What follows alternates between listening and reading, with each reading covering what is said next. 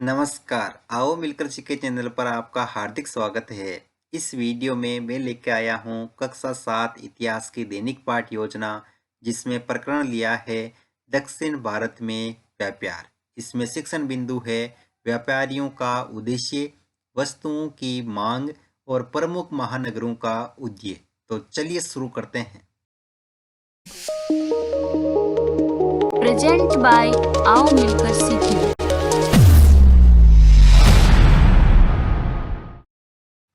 सबसे पहले लिखेंगे विद्यालय का नाम जहां पर आप ये लेसन प्रस्तुत करेंगे।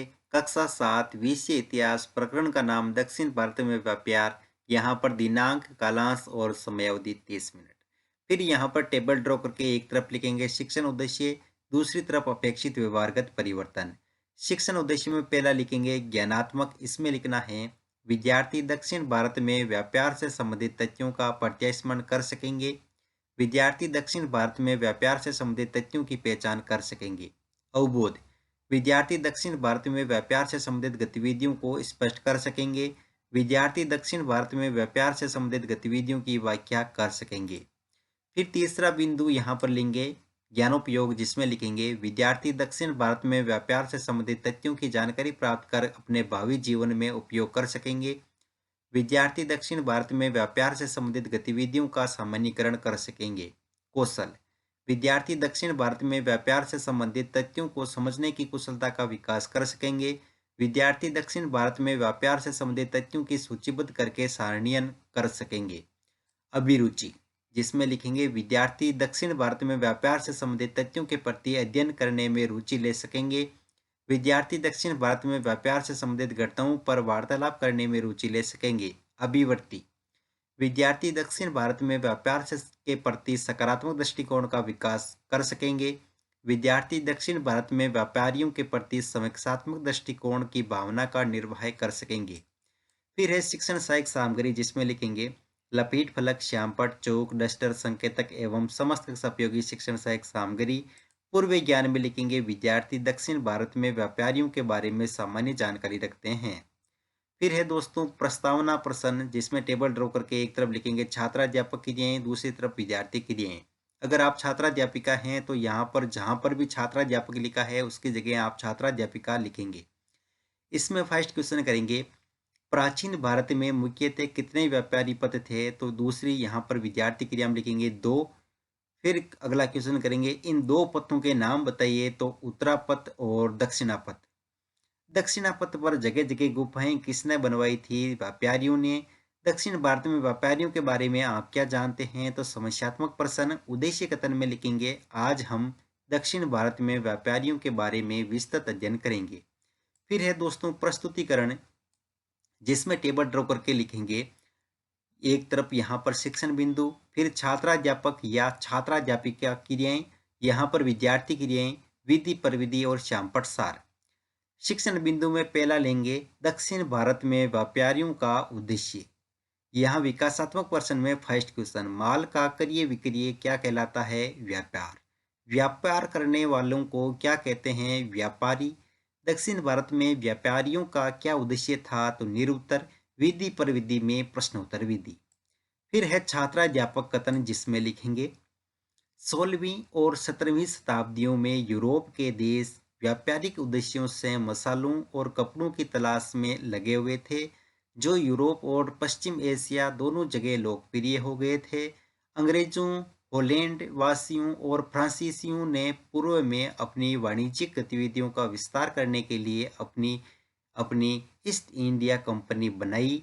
प्रारंभ में तो मुल्ला अब्दुल्ला गफूर और वीरजी वोरा जैसे बड़े भारतीय व्यापारियों ने, जिनके पास बड़ी संख्या में जहाज थे, किंतु यूरोपीय कंपनियों ने समुद्री व्यापार पर अपना नियंत्रण स्थापित करने के लिए नौशक्ति का प्रयोग किया। अतः अंग्रेज उपमहाद्वीप में सर्वाधिक सफल वाणिज्यिक एवं राजनीतिक शक्ति के रूप में उभरकर स्थापित हो गए। विद्यार्थी क्रिया में लिखेंगे विद्यार्थी ध्यानपूर्वक सुनेंगे। विधि में वाक्यान विधि और श्यामपट्ट सार में लिखेंगे यूरोपीय कंपनियों ने समुद्री व्यापार पर अपना नियंत्रण स्थापित करने के लिए अपनी नौशक्ति का प्रयोग किया था। फिर है बोध प्रश्न, तो फर्स्ट क्वेश्चन लिखेंगे व्यापार के लिए ईस्ट इंडिया कंपनियां किसने बनाई थी? अंग्रेज फ्रांसीसियों ने। यूरोपीय कंपनियों ने समुद्री व्यापार ने नियंत्रण के लिए किस शक्ति का प्रयोग किया? तो नौशक्ति का। विधि में प्रश्नोत्तर विधि। अगला शिक्षण बिंदु लेंगे दक्षिण भारत में वस्तुओं की मांग। फिर विकासात्मक प्रश्न में फर्स्ट क्वेश्चन, हम किस देश में रहते हैं? तो भारत देश में। देश विदेशों के बीच किसका आयात निर्यात किया जाता है? तो वस्तुओं का। दक्षिण भारत में वस्तुओं की मांग किस प्रकार बढ़ी? तो निरुत्तर। विधि में प्रश्नोत्तर विधि। अगला यहाँ पर लिखेंगे छात्र अध्यापक कथन, जिसमें लिखेंगे वस्त्रों जैसे वस्तुओं की मांग में तेजी आ जाने से अधिकाधिक लोगों ने कताई, बुनाई, धुलाई, रंगाई आदि का धंधा अपना लिया। इससे शिल्पों का बहुत विस्तार हुआ। भारतीय वस्त्रों के रूप में रंग और डिजाइन अधिकाधिक परिष्कृत हो गए, किंतु इस काल में शिल्पकारों की स्वतंत्रता घटने लगी। शिल्पी जन पेशगी की प्रणाली पर काम करने लगे, जिसका अर्थ यह था कि उन्होंने जिन यूरोपीय एजेंटों से पहले ही पेशगी ले ली थी, उन्हीं के लिए कपड़ा बुनना होता था। उन्हें तो कंपनी के एजेंटों द्वारा निर्धारित डिजाइन के कपड़े उन्हीं की मांग के अनुसार बनाने पड़ते थे।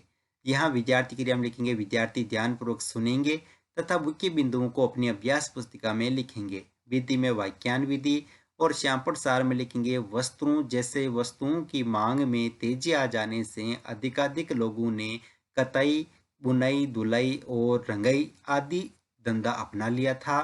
बोध प्रश्न में लिखेंगे शिल्पों का विस्तार क्यों हुआ? तो लिखेंगे वस्तुओं की मांग बढ़ने पर। और यहाँ पर अगला क्वेश्चन लिखेंगे भारतीय वस्त्रों में किसका अधिकाधिक वृद्धि हुई? तो लिखेंगे रंग और डिजाइन की। विधि में प्रश्नोत्तर विधि। अगला शिक्षण बिंदु लेंगे दोस्तों दक्षिण भारत में प्रमुख महानगरों का उदय। इसमें विकासात्मक प्रश्न में फर्स्ट क्वेश्चन लिखेंगे चिनकिलिच खान ने किस साम्राज्य की स्थापना की थी? तो हैदराबाद राज्य की। हैदराबाद भारत में कहाँ स्थित है? दक्षिण भारत में प्रमुख महानगरों का उदय किस प्रकार हुआ? तो निरुत्तर। विधि में प्रश्नोत्तर विधि। फिर है छात्राध्यापक कथन, तो इसमें लिखेंगे 18वीं शताब्दी में मुंबई, कलकत्ता और मद्रास नगरों का उदय हुआ, जो आज प्रमुख महानगर हैं। शिल्प और वाणिज्य में बड़े बड़े परिवर्तन आए जब बुनकर जैसे कारीगर तथा सौदागर यूरोपीय कंपनियों द्वारा नए नगरों में स्थापित ब्लैक टाउन्स में स्थानांतरित हो गए। ब्लैक यानी देसी व्यापारियों और शिल्पकारियों को ब्लैक टाउन्स में सीमित कर दिया गया, जबकि गोरे शासकों ने मद्रास में फोर्ट जॉर्ज और कलकत्ता में फोर्ट सेंट विलियम्स के शानदार कोठियों में अपने आवास बनाए। विधि यहाँ पर विद्यार्थी क्रिया में लिखेंगे विद्यार्थी ध्यानपूर्वक सुनेंगे तथा मुख्य बिंदुओं को अपनी अभ्यास पुस्तिका में लिखेंगे। विधि में वाक्यान विधि और श्यामपट सार में लिखेंगे 18वीं शताब्दी में बम्बई, कलकत्ता और मद्रास नगरों का उदय हुआ, जो आज प्रमुख महानगर हैं। यहाँ बोध प्रश्न में लिखेंगे first question Fort Saint William की शानदार कोठियों ने अपना निवास स्थान कहाँ बनाया? कलकत्ता में। 18वीं शताब्दी में बड़ा परिवर्तन किसमें आया? तो शिल्प और वाणिज्य में। विधि में प्रश्नोत्तर विधि। फिर अंत में है दोस्तों मूल्यांकन प्रश्न, तो इसमें फर्स्ट क्वेश्चन लिखेंगे 18वीं शताब्दी में किन नगरों का उदय हुआ? बम्बई, कलकत्ता, मद्रास और उपयुक्त सभी। अगला क्वेश्चन उपमहाद्वीप में सर्वाधिक सफल वाणिज्यिक एवं राजनीतिक शक्ति के रूप में उभर कर स्थापित हो गए अंग्रेज या फ्रांसीसी। 16वीं और 17वीं शताब्दी में यूरोप के देश मसालों और कपड़ों की तलाश में लगे हुए थे, सत्य या असत्य। ब्लैक टाउन्स क्या है और गोरे शासकों ने मद्रास में किसकी स्थापना की? गहरे कार्य में लिखेंगे दक्षिण भारत के व्यापारियों का से विस्तार वर्णन कीजिए। अंत में पर्यवेक्षक टिप्पणी।